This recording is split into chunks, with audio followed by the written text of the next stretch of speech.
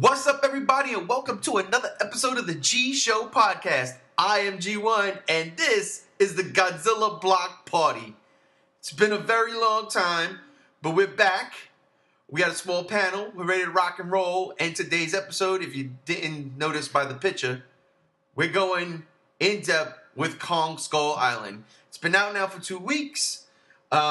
We here have gotten to see it. We all have our opinions on it. Did we love it? Did we hate it? We'll find out. But before we do, let's find out who's on the panel with me. Joining me, as always, my right hand, G95. What's up, brother? What's going on, guys? Yes, sir. Joining me, my left hand, G62. What's up, brother? Hey, guys. What's happening? And also joining us, we got JR Crazy Mofo. What's going on, brother? Yeah. I missed you guys, man. It's been a while, and I'm glad that we are back together, rocking and rolling. And let's get right into this, okay? Kong Skull Island came out 2 weeks ago, much to everybody's pleasure, for a giant monster movie starring everybody's favorite giant ape. Right off the bat, I'm going to say that I enjoyed this movie. I had fun with it. I liked it. There were things in it, though, that really had my eyes rolling hard. But many people really love this movie in the community. I've seen a handful of negative reviews, but outside of that, everything has been through the stratosphere. So I want to get your guys' opinions on it. Starting with you, JR, when you seen this movie, you walked out of that movie, how did you feel? Well, I judged it off of two things at the end, since I waited for the end credits. First, I was like, yeah, dude, the film was badass. I fucking loved it. And then after the credits, I won't say anything right now, I got a little bit more excited about the film, which affected the Kong film and made me be like, holy shit, this is the best Kong film ever. Oh, yeah, by the way, let me just put this disclaimer up now. Thank you, JR, for not saying anything in regards to the post-credit sequence. This is a spoiler review. The movie's been out for 2 weeks, so if you haven't seen the movie yet, you're probably not going to see it. And you're probably not listening to this podcast. So there will be spoilers in here. We will get to that post-credit sequence in due time. G95, your thoughts? I fucking loved it. It was great. It was just... I do have some little issues here and there with it. A couple things that we'll get into probably a little bit later. But overall, great movie. Probably solid 9 out of 10 for me. All right. And you, G62, what about you, man? I had a lot of fun with it, just like the others. There are some things that could be better, but otherwise I had a lot of fun with it. Probably my second favorite movie of the year so far, and that's it. I'll get to it later, more into it. All right, cool. Now, one of the pros, let's do pros first, then we'll do cons, of course. One of the pros I had was, of course, setting up the big monsterverse that Legendary is doing. I thought it was a great way. I thought it was great the way they incorporated John Goodman's character talking about in 1954 they tried to kill something. The same thing Serizawa said in G14. I love that. Just that little nod was enough for me to be like, yes. I mean, granted, we knew going in, well, the fans knew going in that this was going to connect. But even still, seeing it on the big screen and just, getting that thrill, I was just in utter awe. I was like, all right, cool. So that's one of my, that's one of my favorite things about the movie. Not my favorite thing. Kong, of course, was absolutely stunning to look at. This Kong was beautiful. They did something with this Kong. The the matted fur on the hands, it was like Peter Jackson did a great thing with Kong back in 2005, but this Kong was just amazing to look at, and yeah, man, I loved it. So let me get G95. What about you, man? What were some of your favorite things about this movie? I liked all the characters a lot. The characters were a really strong point for me. They all had really good motivations, and I felt like they weren't total transparent, just kind of cliche characters. I felt like there was some depth to all of them, even though they did kind of have those they were in kind of like their stereotypical tropes. There's the hunky, mysterious, badass tracker guy, and there's, the reporter chick who kind of has her own little agenda with things or certain viewpoints, and then there's, the angry military guy and the nerd scientist and stuff. There's those, but they were done in a way that I felt was totally doable. I liked all the creatures. I liked I felt like this was the most kind of realistic world building of Skull Island that we've seen so far. None of the appearances by other animals or critters felt forced. It just kind of felt natural. And yeah, it was just a handful of things that are off the top of my head. All right, G62, what about you? I would have to disagree, though. I feel like besides two characters, the others felt more two-dimensional. Like, they weren't so much in depth compared to, say, the other Kong movies, even the 1970s Kong, which I would say that surprises me. But what made my excitement grow was just Kong himself. Like, them going to the island, the whole island scene, like, with the helicopters, I did not expect that going in. I thought they were just going to go off the boat, fly, and that's it. They made that one scene really get me excited, even way before even Kong shows up. Just that part alone got the jitters flying inside me. And then when they showed Kong and that whole first sequence, that was probably the highlight of the movie right there. Like, that set up Kong on what he is, and that no man should take him too, lightly.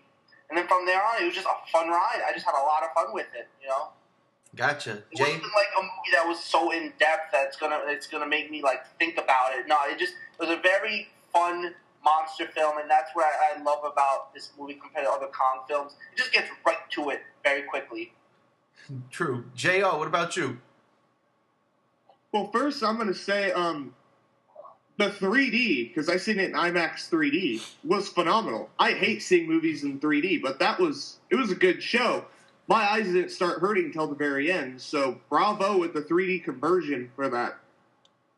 But to the actual film itself, the design of Kong, fucking A+, man. They incorporated the 1933, mixed it with a little bit of every Kong in reality, and it just came out awesome. His personality was really good, too. The skull crawlers, they were fucking awesome. Pretty much all the monsters I thought were cool. Some I wish had more screen time, like the giant spider. I thought that should have, there should have either been more or it should have been more of a screen time thing. But no, most of the film, I really liked most everything about it. I have my gripes. I'll save it for when we start talking about the gripes. But, I mean, fucking A. They nailed most of the shit straightforward. Yeah, they did. Another thing I liked the way they set up the mythology, and the possibility for there being giant creatures, the Hollow Earth theory. I really like that. It made a lot of sense. Instead of like, where would King Ghidorah come from? Where would Rodan come from? Where would these Mudos come from? This Hollow Earth theory, and I dug that a lot. I'm going to touch on a couple of points you all made. Starting with you, JR. I wish I'd go see this in 3D IMAX, but it's probably not going to happen because Beauty and the Beast is out. But I had no idea because I don't like 3D movies. But if you said the conversion was good, I think only Avatar had me mind blown in the theater when I saw that in 3D. So I'm kind of like, damn, jealous. For a second, yeah, I also saw it in IMAX, and it really was mind-blowing. Like, just, there was a point where I thought, people behind me were talking, and I was, like, turned around to go, like, tell them to shut up, and I looked back, and it was just, like, more speakers. It was just, like, the sounds of them walking through the brush or something, and it was just, like, it really put you in the movie, and I'll bring that kind of back when we start talking about our gripes, because I have something to continue that with. Gotcha. So yeah, I wish I'd have seen it, that conversion. I did, but I did see it on a really nice screen. one of my favorite theaters out here. The sequence, the helicopter sequence, I agree with you, Alex. That it was thrilling. It was thrilling when they go in. The music is blasting, and then just the colors in the lightning, and oh man, I was like, this is freaking cool. I really dug that. And of course, when they break out and they start dropping the bombs, and then boom, is that a monkey? Boom! I was like, wow, here we go. Well, really quick about that, it also explains much better compared to other movies why Skull Island has not been seen or off radar. You know, that there was a perpetual storm, you know, circling. It makes sense compared to, you're just in the middle of nowhere. Well, I mean, most of the movies give it the fog. The fog is always, covered the island, so you stay away from the fog or whatever. But yeah, and I think Peter Jackson's Kong also did like a storm. I know it was rough surf going in, but this, going in with the helicopters, again, like JR said, the homages to Kong. Oh no, was it you, Alex, who said all the different Kongs kind of shown through in some way, some form? Like, for me, the red eyes reminded me of the 70s Kong with the contact lenses. The brown fur reminded me of original King Kong. The CG, the Peter Jackson stuff. I'll put it like this. For me, Kong was probably the most developed character in the whole thing, and that's one of my gripes. I do disagree with G95 on the character development there. I didn't think there was pretty much any, except for Kong. I thought Kong was really well developed. You saw Kong through the motions and emotions, so I dug that. Really dug that about it. But yeah, that's, outside of that post-credit sequence, that's about all of the praise I could give it. The special effects are phenomenal. Things blew up, and if you guys listen to this podcast before, I love it when shit blows up. It gets me. That's why Independence Day Resurgence was one of my favorite movies last year. I don't care what nobody says. But yeah, cons. Let's get into the cons. Now, this is a con I know I have a complete gripe with, that I know for a fact G95 does not have a gripe with. And that is, I saw everything in the trailer. Everything they showed for every trailer, there was nothing left to the imagination, because they showed every sequence with Kong in the trailers. So when I went into the movie, okay, this is this part. Okay, this is where this is. And there was nothing left to the imagination. There was nothing that we got. I mean, granted, in the trailers, they're small. They cut down clips. But there was nothing that surprised you. That surprised me, exactly. Nothing surprised me. As soon as I saw this sequence, all right, this is the part from the trailer. As soon as I seen this is the part from the trailer. There was nothing that wasn't there. And some of those things in the trailer, for instance, Kong and the squid, okay, that was like a throwaway. It really was just like a throwaway to me. And one of my biggest, people get mad at G14 for the cutaway shot, and I understand their beefs and complaints, but when they had the two skull crawlers and Kong go at it while this dude was telling a story in the background about why they're so dangerous and smart, and it literally reminded me of the V-Rex sequence from Peter Jackson's Kong, but then it ends abrupt. He just kills them 1, 2, 3. It wasn't in the trailer. They showed the whole fight. I was like, wait a minute, that's all we get? In the trailer, they showed that entire fight. It was that quick, and that really kind of I was a little upset with that. Not at the execution of the movie, but that they showed all that shit in the trailers, and I'm like, okay, maybe it's because they want to let people know this isn't gonna be. Well, the movie's called Godzilla, but we don't see Godzilla until the final act. It's Kong, and we're going to get a lot of Kong and a lot of monsters. But you don't have to show everything in the trailer. And I know G95, luckily for him, did not really watch the trailers. So he went in brand spanking new. Isn't that correct, my friend? That is totally correct. And I'm very grateful that I made that decision, because I do not have that complaint. Yeah, I went in totally blind, or mostly blind. And I just enjoyed the hell out of it. It was a smart move to do it that way, but you know, in our line of somewhat profession, you know, we have to watch these trailers. We you know, especially to psych ourselves up. I don't think you need to psych yourself up for a King Kong movie if you're a fan of this genre, but I was just that disappointed me because again, there was no surprise.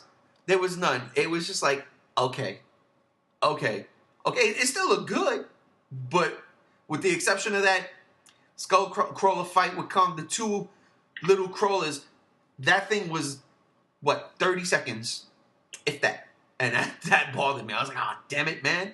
But okay, that's one of my cons. Let's go with you, Alex. What's some of your cons? Most of it was the human development compared to, say, Peter Jackson King Kong and the 1933 Kong. I was so invested in not just Kong, but the story, you know, the Islanders, the why they went to Skull Island. Like, I feel like we were just kind of thrown there very quickly, too quickly, and I didn't know, I wasn't invested in the characters. Like, if, say, someone died, I wasn't going to be like, oh, you know, boo-hoos, you know, they died, but, you know, like Samuel Jackson, John C. Reilly, those two, and John Goodman, those three, they were the ones I invested in, but those were the only three characters, you know? Say, in the other Kongs, I wasn't invested in all the characters, even the ones I did not like. I still knew their backstory. You know, if they died, I was really, you know, sad about it. I want to see their story from the beginning to end. You know, Tom Hiddleston, you know, Brie Larson, the others, I feel like they were just put there just because they were famous actors, but, you know, and also to progress the story, but it wasn't, like, so in-depth with it. So that bothered me. It wasn't, like, something I'll be like, oh, God, this ruined the movie. No, because I went there to see Kong, but I wished there was more, you know, character development with them, you know? I agree. Especially this one scene, and I'm sure you know which one I'm talking about, when the gas went off, and then Tom Hiddleston all of a sudden became like a samurai.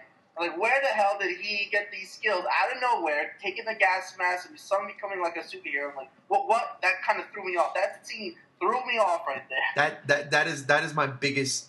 I hate that. I fucking hated that scene so much. That's my biggest con. I'll get to that. But I agree. If Tom Hiddleston or Brie Larson would have died, it really wouldn't have mattered to me in the context of the story. I would have been like, oh shit, wow, they killed Tom Hiddleston. That's crazy because he's Tom Hiddleston, you know?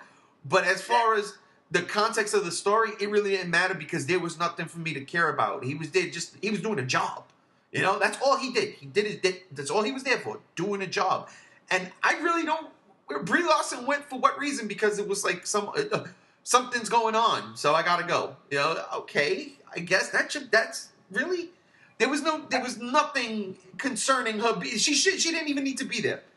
But no, I think, and a lot of my friends are saying this, even reviewers, they were like, you know, they just want to get like the handsome guy and the pretty woman in there just for the hell of it. They had to put them in there, and that was it. Like, pretty much that was their role. Yeah, they were Jack and Fay Ray. So yeah, but G95. What about you? Some of your cons. Yeah, well, you guys shot down my thing of good characters pretty fucking quick. Upon further reflection, I can agree with some of that. I think maybe I'll reword what I said before, but like, you know, as like well-developed characters, they played the tropes really well. Right. You know, and it wasn't so. To me, it wasn't so obvious. Like, okay, this is the handsome, adventurous guy. You know, there was a little bit more to him than that. That's what I felt like personally. But I don't know. I didn't have any problems with the story. I thought the pacing was really well done because it's not Peter Jackson's Kong. It's not a fucking 16-hour movie. Right. That's a drag to get through. It's a fun, quickly paced movie, and I think it works really well given the story. But my biggest gripe was the editing, actually. It's more of like a technical point, and the editing became really apparent with me seeing it in IMAX. All of the like little clever kind of cuts, like, you know, dude falling into Kong's mouth and then cut to dude taking a bite of the sandwich, like that kind of like little clever 90s-esque Spike Jonze or Spike Lee and Quentin Tarantino kind of cutting, like this, it really took me out of the movie. And when you're seeing a movie in IMAX, you're supposed to feel a part of the movie. You know, all this, like you should feel like you're in this world. And when that stuff would happen, it took me out of it. It took me out of it. Like, I became very aware that I was watching the movie. And luckily that trend didn't really continue past the second act. It was mostly just like the first and part of the second act. So the rest I got really invested in, felt a part of, but that really, really threw me for a while. And like, I was like, oh shit, is the whole movie going to be like this? Because like IMAX tickets aren't cheap. And if like sure, it looks cool, but I'm not like in it like I should be. But that kind of went out the door later on. So, yeah, that was my biggest complaint. You know, maybe if I saw it again, I only saw it the one time.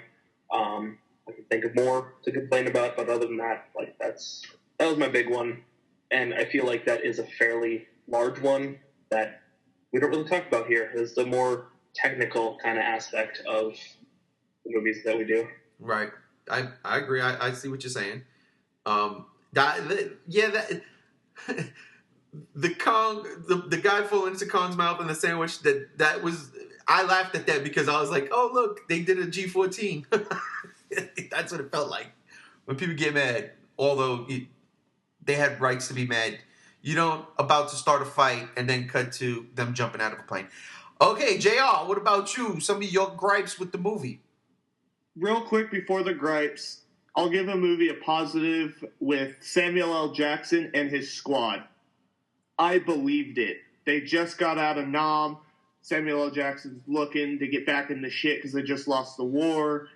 And, you know, I believed that him and his squad genuinely cared about each other, and I felt that characterization was solid in the movie.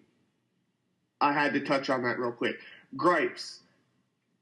Yes, Kong fighting those two skullcrawlers, that pissed me off. The acting with, like, Brie Larson was okay. It was whatever. Tom Hiddleston, besides playing Loki, I haven't seen him in anything else, so he was okay. Samuel L. Jackson fucking nailed it. John C. Reilly nailed it. Some of the characters were just fucking cannon fodder, throwaway characters. And I think that was my biggest problem was a lot of the characters, their acting and their backstories, yes, but I don't care too much about backstories. Like, it just doesn't mean much to me going into a Kong movie that I kind of suspected would just be a, hey, here's a Kong backstory. All right, let's get to Godzilla 2 and Godzilla vs. Kong. The story of this movie kind of dragged on for me. I didn't like the story. Yeah, it's pretty much, oh, we're stuck on an island. How do we get off? We need to get to this point to get off. Yeah, the story with Samuel L. Jackson with a personal vendetta against Kong because he killed his men, and Kong being the symbolization of the Vietnam era or the Vietnam War and how they lost the war, so he doesn't want to lose this battle against Kong, is a great story. Maybe not for a Kong film, though. I felt that symbolism there it didn't hit all marks with me. All in all, my complaints are minuscule compared to the overall film experience that I had. Yeah, I can complain about the fucking story and it being pretty weak, but name me a good Kong story besides 2005 in the original. There hasn't really been a gripping Kong story. I mean, they're all the same. It's just not. Yeah, they're all the same, and people say Godzilla stories are all the same. No, dude, Kong. It's actually kind of hard to do a Kong story. And this one, I give it merits for trying something different, but I take it away because I didn't believe it in a Kong film. Right. I felt like this movie basically was a 2-part movie set up to make King Kong story. Again, this was just the Skull Island part, and the only difference is they didn't take Kong away. And Kong didn't climb a building, but this is exactly what this movie was. It was them landing on the island and then finding out about this gigantic creature and how to get off. That's Peter Jackson's King Kong. That's 1933 King Kong. That's 1976 King Kong. That's the same. It's the same story. It is exactly the same story. They really didn't do nothing different. The only difference is they didn't conclude Kong's story. That's all it is. They didn't have Kong go to New York and climb a skyscraper. That's all it was. That's all it was. They just took a piece of the original movie and turned it into a bigger movie. The spider crab, though, I like the homages. That was a spider crab because when they got it down, they had the claws, and I was like, oh shit, nice, a spider crab. Everybody thought it was just a giant spider. Turned out to be a spider crab. Going back to characterization, actually, there was one dude who had some character development that I enjoyed, and that was Chapman, Dead Billy. I'm sorry I got killed. He was the only one that had some sort of a development in character, besides Samuel L. Jackson, because you see where he's at all times. You're right. His brain's on the war. He's still in it. But Chapman, that one I kind of felt bad for. I was like, oh man, they killed Chapman because I guess you could say he was cannon fodder as soon as you saw him, because he was like, what are you gonna do when you go home? I got a job at such and such airlines, this and that. Billy's born, and then he's writing the letter, and they keep everybody's going Dead Billy, and they talk about them being in the shit Dead Billy, and then Chapman gets killed, and I was like, damn, that one. See, that hurt me more than Brie Larson would have or Hiddleston would have. I was like, damn, man, they killed Chapman. I kind of like that character. That's what characterization is supposed to be. You're supposed to follow and kind of dig these characters. Other than that, Brie Larson being there as a pretty face. She was making some funky ass faces in this movie, man. She kept having the same, like her cheeks were swollen up and her eyes looked like they were about to bulge out. It looked like Total Recall. And I was sitting there like, okay, I get it. That's what it reminded me of. I was like, okay, you're shocking all, I get it. But once you get over the majesty of Kong, I mean, there's pretty much not more you can do with your eyes bulging out. But anyhow, I digress. Speaking of her also, I felt like her touching Kong felt so forced. I can counter that. Yeah, go ahead, because I think I have counted too. I kind of like that scene. I liked it, and I felt it worked against what everyone says about it, because she, being a photographer in the Vietnam War, never really got involved. She never had a heart with it. She never cared. With Kong, she feels that she has to care for this giant, majestic beast that's about to be killed. This is his homeland. We are here fucking up his homeland, just like the Vietnam War. We are there fucking up their shit, even though they were fucking themselves. We should not be there. We should not be messing with Kong. Let him do him. Leave him alone. She has that emotional attachment because she never had it in the Vietnam War with Kong. I like that symbolism. I don't feel it was forced. I don't feel it was forced either. I'm going to get to that next, because we did our pros, we're doing our cons, and then we're going to do our favorite thing for the movies, our favorite moments. And that's, to me, one of my favorite moments, only because of where I'm going to go with that later as a personal favorite thing. My biggest gripe with this movie is that fucking sequence in the graveyard. The gas. As soon as that shit started, I was already upset. You talk about bad edits. I just thought this was a really pointless story, just to drive home the fact that the gas here is flammable. He lights a cigarette. Why are you doing that? Why are you lighting a cigarette? Yeah, you're right. And he flicks it. I was, what? And then just to show that the fumes can ignite. I was like, oh, okay. Then the scene kept going, and it got worse. And we had the Bryan Cranston moment. There's John Goodman, and now he's not there no more. And the fucking camera is still going off inside the fucking creature. I'm like, okay. I thought it was tense. I like that they couldn't see it, and they were all nervous. I dug that. But then the gas. And then Hiddleston puts the mask on, and then everything goes super slow motion, and he's the fucking Matrix, and he's the Samurai Jack. And I'm like, get this shit off the fucking screen. I was pissed. I almost spilled my grape soda on myself. I was, what the fuck is... Yo, I hated that. I honestly... I feel bad because I really overall like this movie, but that part right there was stupid, and I thought that this sequence was going to be a really good one because of the trailers had me intrigued. You see two giant Kong skulls, you see a bunch of dinosaur skulls, you see all of, and that's where I was intrigued, but the actual sequence itself, nah, throw that shit out. That should have been a deleted scene. I hated it. So that's my biggest gripe. You guys have any gripes or you want to counter that? I'll do it. Mm-hmm.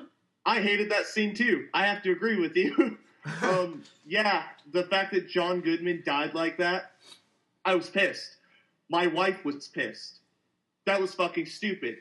And with it being like slow fast mo and him chopping shit up, he did say he was an ex-SAS soldier, which they're kind of like British special forces. So right. I can kind of see him doing that. But at the same time, I was like, in a Kong film, very stylized, yes, but in a Kong film, does it belong here? That's the big question. Yeah, I take nothing away from his background. I just thought it was. I hated the execution. I hated the slow motion of it. I hated it. It didn't fit. It just felt out of nowhere. Yeah, it's like one of those edits G95 was talking about. For me, that was my moment. That was mine. Oh, really? What the fuck? Oh, it stunk. It stunk. But yeah, I'm sure a lot of people had fun with that part. I just did that killed me. But enough of the bad stuff. Let's get into our favorite thing of this fucking movie. Of course, I'm going first. Again, I said I loved Kong in this. I thought Kong was the most developed character out of the whole fucking thing. He was. And I'm going to go to that moment. What I loved about Kong was he was the god of that island. And it kind of reminded me of Godzilla, where Godzilla wasn't trying to kill anybody. He was just trying to kill the Mutos. And I was saying there, and this is why I loved this. I was sitting there saying to myself, man, they pretty much cut from the same cloth. They're both guardians. They're both protectors. Kong a little bit more emotionally tied to the humans on the island. When John C. Reilly says, they used to, kill people. Then one day the Kongs just decided to protect the people. So when he walks up to them and she touches him, I didn't find that forced at all. I found that to be a very beautiful moment because he's there basically saying, well, this is the way I took it.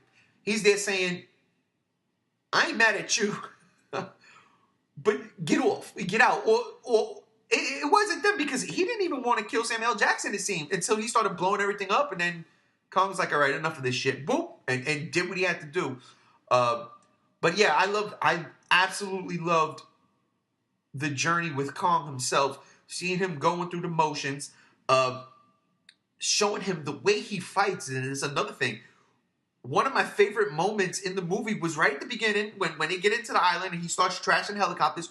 When he runs, whoa! I was like, yo, check this motherfucker out run. He was running, and I love that because it looked good.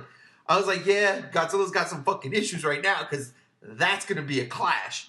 So that was like my overall favorite thing in the movie was Kong and the way they used him, and not even the fights or just Kong as a character himself. I thought they really brought that shit home and set it up because now I'm really invested in Kong. And no, I don't want to see him fight Godzilla, But now that I'm invested in Kong, and I don't know what they're going to do with Godzilla in Part 2, but just knowing what I know from G14, they're kind of like the same thing. To me, they're guardians, and it's gonna be fucking fun to see them go at it. G95. I don't know. Since you're doing such a good job of talking about how awesome Kong is, I might try to talk about other things that I found awesome about the movie. Just because, we don't need to spend an hour just dick jerking Kong. Yeah, I was about to say, yeah. And just Kong. But I do agree that he was the most developed character in the movie, and his arc and kind of connection with the island and the creatures on the island was really great. I loved the scene where he picked up the helicopter off of the water buffalo thing. Like that was super cool. Yes. You know, he's not just like the most badass guy on the island. He actually cares for the other creatures on the island. But probably my favorite little thing in the whole movie is during the spider crab sequence, and dude just fucking gets it right in the face, and a total Cannibal Holocaust moment. Like, it was straight. It was just a straight kill ripped from Cannibal Holocaust, and I hope JR can back me up on this one, and he's seen it. That is the single greatest cannibal movie ever, and it's fucking really brutal and kind of that reference fits into Skull Island in a weird way. I can vouch for that. It totally works. Yeah, it totally fits. It shows the kind of brutality, and just like they're both really kind of gritty jungle kind of movies, which I really appreciated how over the top, surprisingly violent this movie was. Yeah, it was really violent, which was awesome. It was honestly everything I wanted Godzilla to be. That Godzilla didn't live up to.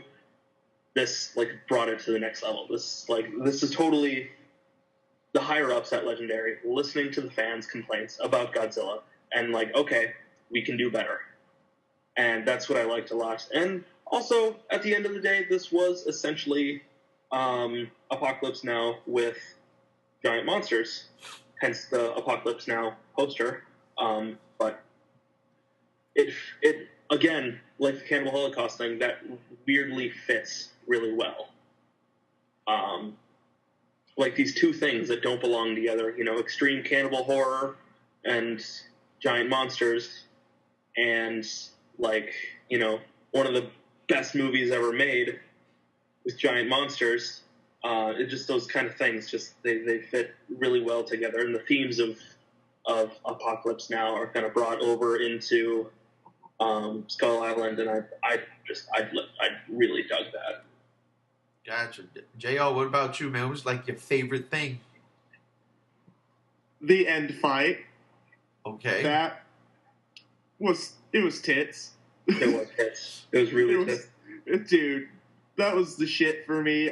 That was by far my favorite of the whole movie, because just the way it was executed, it just shows how Kong thinks. Because while I was watching the ending, I was kind of like, okay, how is he going to pair up against Godzilla? I was like, yeah, he is a thinker. He uses his fucking head. I don't know if we're going to talk about the ending right now, or do we want to wait for that? The post-credits? No, the end fight. No, go for broke. This is it. When Kong gets that fucking ship propeller and fucking uses it the way he does, I was like, he used it in a thinking manner. He totally was like, I'm gonna fucking chop this son of a bitch up with this goddamn sharp metal thing. And it was so fucking cool how he did it. The way, and this was my favorite part of the movie, and I don't know how this movie isn't a hard R rating. Yeah. When he reached his hand into the big skull crawler's mouth and tore out the fucking intestines. That was my favorite part of this fucking movie, because they did what 2014 did with opening the Muto's mouth and spitting the fucking radiation down her throat. But with Kong and his fist and a whole lot of blood and guts, and it was totally fucking awesome. I was smiling that whole fucking time right there, dude. I'll tell you what, man. While I did enjoy that sequence thoroughly, I did.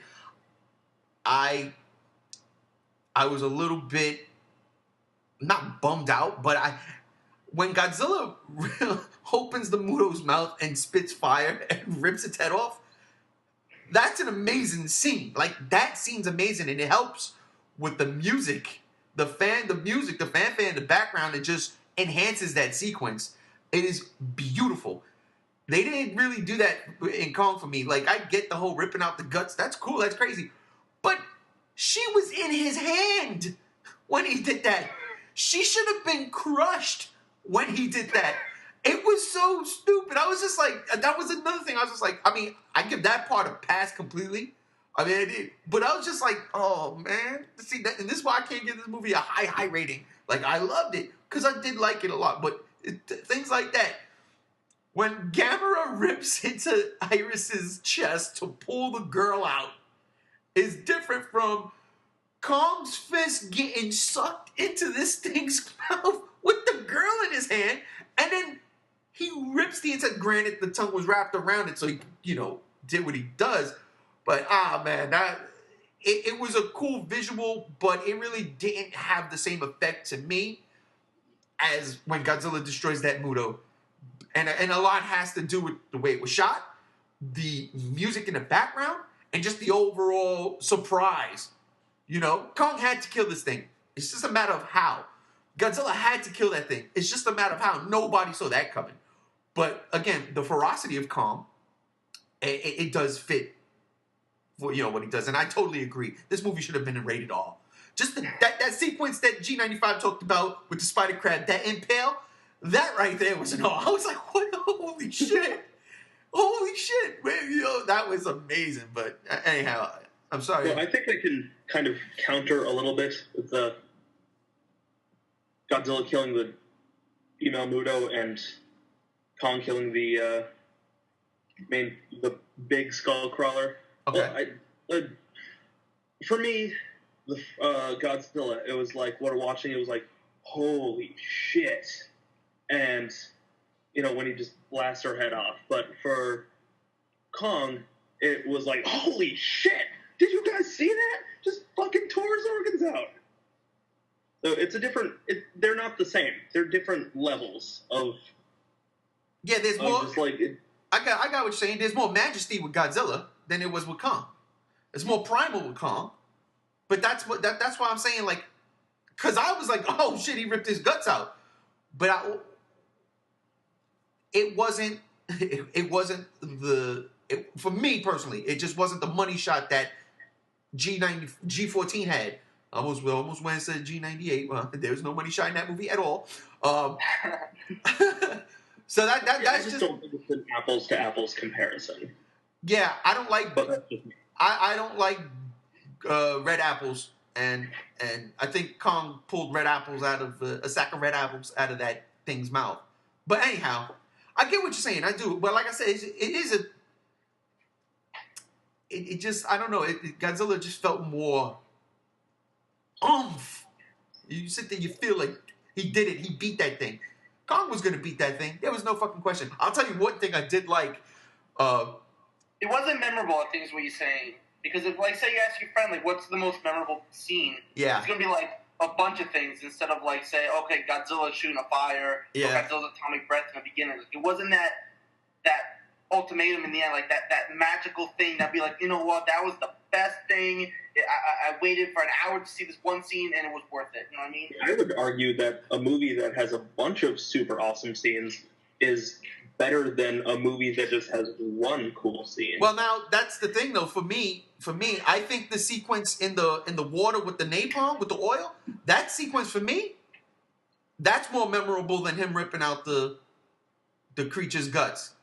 The fight, though, is different. The fight was vicious and brutal, and like JR said, when he starts using the ship propeller, I love that. I loved it. Oh, he became Kratos all of a sudden. I was like, look at Kong. He's Kratos. I love that.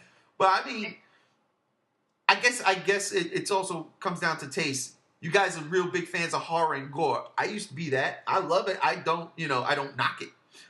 So when he rips and all that gore comes out, you guys are satisfied. You've got the cannibal Holocaust references. I didn't get that. I'd never seen that movie, so I don't know what that means. But you guys get it. So it's feeding you more, than it's feeding me. So when that happens, I was like, okay, yeah, I totally see him killing him like that. But it just wasn't like when I saw Godzilla, I cried. I was like, oh my God, beautiful. Yeah. You know what that scene reminds me of, though? It reminds me of Pacific Rim when he shoved his hand in the kaiju's throat to rip the tongue out, whatever. It reminded me of that scene, like the way it was portrayed and shot. It was like, wait, I've seen this scene before. Like, where did I seen it? And later in the night, it was like Pacific Rim. It's all connected. It's all connected. I'm telling you right now. It's got to be. But G62, what about you? What was your favorite thing in the whole film?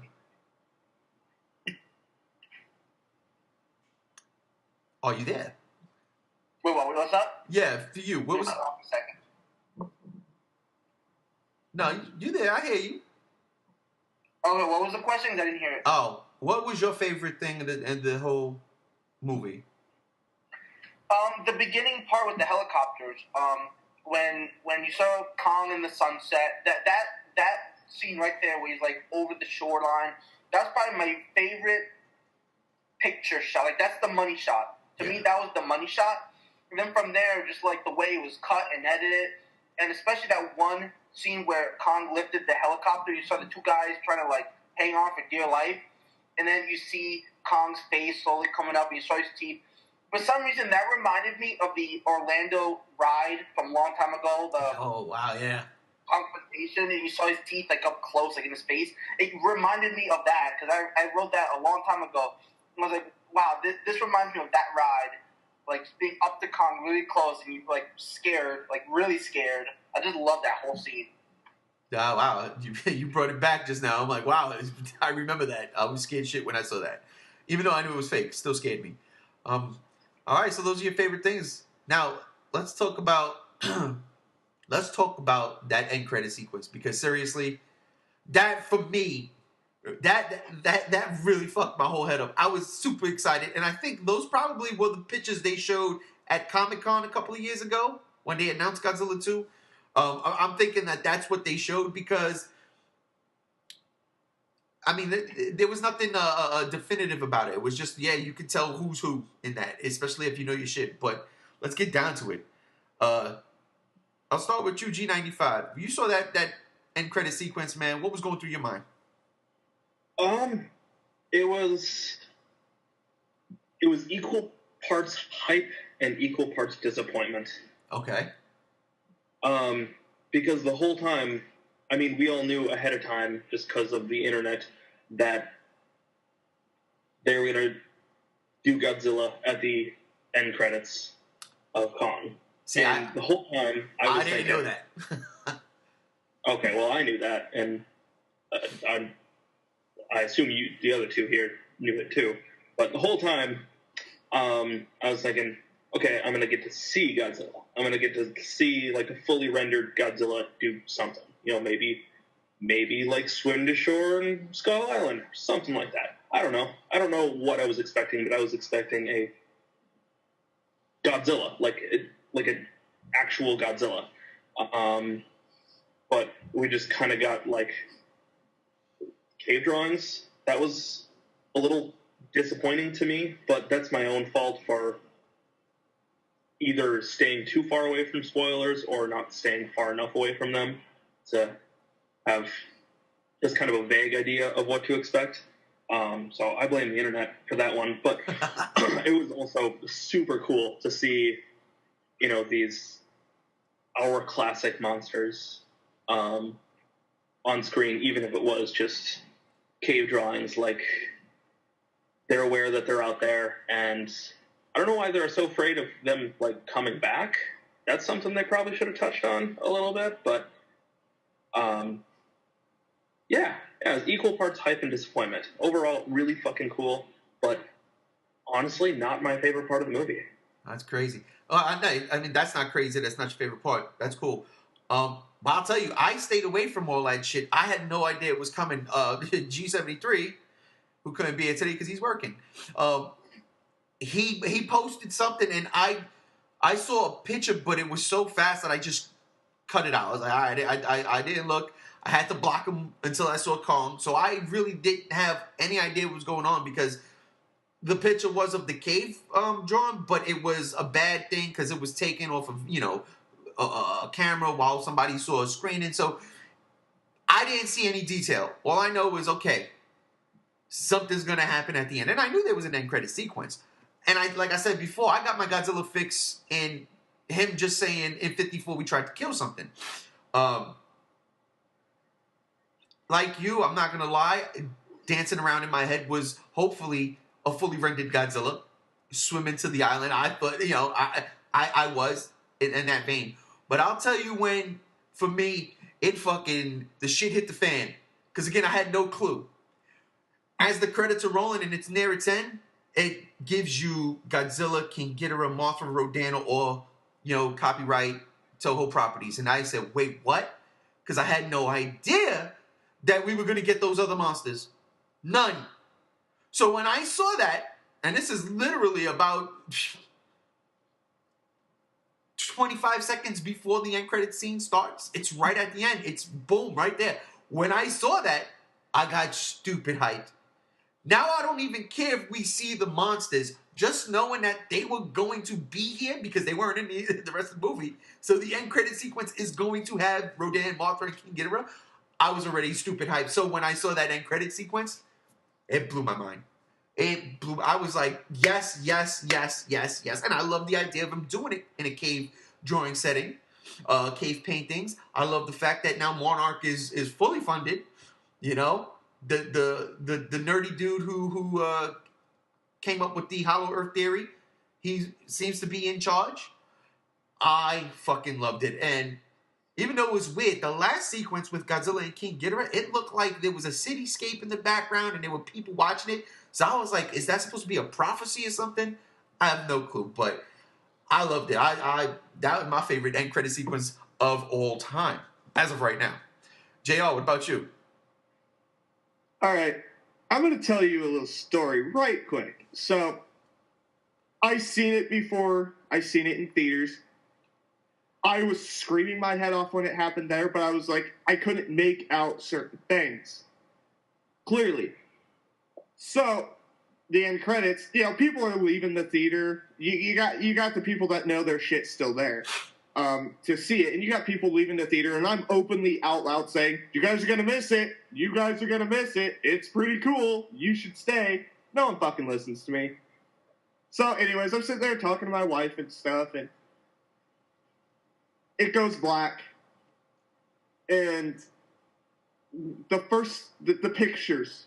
The pictures of the cave paintings, I screamed, Rodan, Mothra, Godzilla, Ghidorah, holy shit, ah! I was screaming at the top of my fucking lungs, adrenaline pumping through me. I was fucking shaking, dude. This shit excites me. I was fucking shaking. My wife was fucking screaming with me. We were having a blast. I loved it. And then these two little girls behind us, I would probably say 18, 19 years old. One of them straight up says, what is the big deal about Godzilla? Why do they have to make everything about Godzilla? And my wife says, I'm going to turn around and tell that bitch off. And I'm like, please don't. Oh, God. It was just so fucking funny to me that someone would say that, and my wife immediately reacted the way she did. She's like, I'm going to kick her ass. I'm going to kick her. How dare she say shit about Godzilla in a rude manner? Oh, boy. It was so fucking funny to me. But those two little girls, they have no fucking idea what's going on, They don't know the whole universe. Of course they know what Godzilla is, but for me and my wife, it was like, holy fuck. And then what do I say? Godzilla's going to kick King Kong's ass as loud as possible. And I got a nice fucking laugh from it. Nice laugh. But no, dude, that end credit sequence in a Godzilla movie, that's the thing for me. It's technically in a Kong movie, but in the same universe as Godzilla, leading up to Godzilla 2. That's what fucking did it for me. And that's what did it for me too, because it's just like, yeah, it's established. It's established now, stamp of approval. G62, what about you? I was just as excited as he was. Like, I literally, maybe 90% of the theater started walking out. I was like, guys, don't. You're going to miss something. There's going to be an amazing ending. And the thing that I did not know that it was Godzilla. I thought it was going to be, Kong showing up again or leaving the island. I didn't expect that. I just knew that there was some kind of bending. I didn't know they were going to link it to Godzilla or anything. So when I started seeing the Mothra, the Rodan, all that, I was like, yes, they're actually officially confirmed. I'm so happy 100%, and then you heard the Godzilla roar and everyone clapped, the 10% that left, that stayed. So I was excited. I was not disappointed. It just reconfirmed that all those three are going to be in Godzilla 2. So that's all I needed was just the reconfirmation of that, Because remember, the last time we knew that they were confirmed was, when Garrett Edwards said that, he was going to do it, but then he left and there was confusion. So I didn't know if there was going to be, changes in the script because, sometimes that happens. So this directly reconfirms for me that they are sticking with that. Okay, well, there you go. That. If I could real quick say something. Yeah. Totally forgot about the roar. Yeah, I had a tear coming out of my eye at that point. Not to be cheesy or anything. In IMAX, to hear Godzilla fucking roar when you didn't expect it. Yeah, there was a fucking tear. That was it was beautiful. That got me pretty hard too. Yeah, that was the challenge. I was like, yes! I was screaming. I was like, fuck all you people. My theater, actually, not a lot of people left. When I saw it Thursday night, not a lot of people left at all, which was pretty cool. It was pretty packed. Everybody clapped and applauded that. I was really shocked by it. I was like, all right, there's a lot of fucking monster fans here in Vegas. And then I saw it the next day. I saw it the next morning. I went back. I had plenty of time. I was off from work. I had plenty of time to do nothing. So I was like, I'm going to go see this movie again. And I sat there. And this time the theater wasn't packed because it was early. It was a Friday morning. So people are still working. There were a couple of people there with their kids. That's cool. Get them out of school and shit. So not a lot of people stayed there either. At that point, everybody pretty much was filing out. I stayed, of course, again. But, all right. So, look, that concludes our review for that. Let's get into this real quick. Speculation. One of my favorite things. I love to speculate. G95, I can't help it. I do it all the time. Speculations. All right. Does Mothra and Rodan get out of Godzilla 2 alive? G95. I think Mothra probably doesn't, because Mothra always fucking dies. Okay. G62, what about you? I don't think any of them die.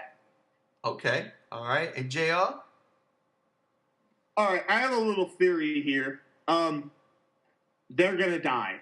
For sure. Rodan, Mothra, they're going to fucking die because it's going to be established that Ghidorah is the dominant monster. Like, the Kong species, the Godzilla species, the Rodan species, the Mothra species are fearful of the Ghidorah awakening. And there's your fucking reason why. He kills them. He is a beastly motherfucker. So yeah, I'm going to leave it at that. They're dead. Yeah, I think Mothra and unfortunately Rodan, I would like to see Rodan live, but I think they're both dead. I believe that because the painting at the end, it was just Godzilla and Ghidorah. I was looking, especially the second time, I kept looking to see if Rodan or Mothra was around. I didn't see. But, so yeah, I guess then we're all kind of in agreement. When Kong and Godzilla do meet up for the first time, it's going to be a slugfest, and then realize, hey, we got to fight that thing. All right? It's going to be the buddy cop movie, the team up. What do you think? G62. And he's gone. G95, what do you think? I'm prepared for a Godzilla Kong buddy cop movie. I'm ready for it. I also think it'd be neat. It'd be pretty neato burrito if we could see either some kind of maybe and Rodan aren't in present day Godzilla 2, but half of it is flashbacks to ancient times, and you get to see them kicking ass in a very primitive world with primitive people, and that's how you get the fighting. That'd be pretty cool. Actually, I like that idea a lot. Scrap my shit. I like that. JR? Dude, I'm still sticking by the buddy cop and it being Destroyer. I still think that would be tits to see. I'm going to hang on to it until it's fucking confirmed he's not in the fucking film. I really doubt they're going to get... I really doubt it as well. Yeah, they're not getting Destroyer. He's not one of the well-known Godzilla foes outside of the community. Then you gotta do the whole Oxygen Destroyer, which has not even been established at all. No, you don't have to do that because if I'm not mistaken, I think Mark C. I can't pronounce his last name, but the guy who was writing the Random House books, I think he was going to use Destroyer in one of the novels without having to. Oh, yeah, no, because they didn't kill Godzilla. I gotta read that again. I could be completely wrong. I gotta research that.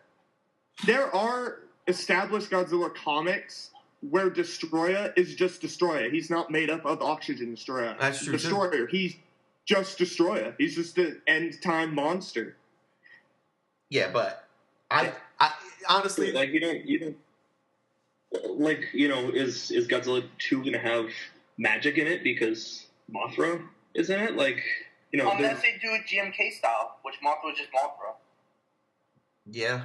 So there's magic kind of implied with Mothra in that one, but still, like, just because there's this trope of, like, there's this part of the character that's, like, part of their backstory, it's open for interpretation, Like, I doubt this Ghidorah is going to be an alien.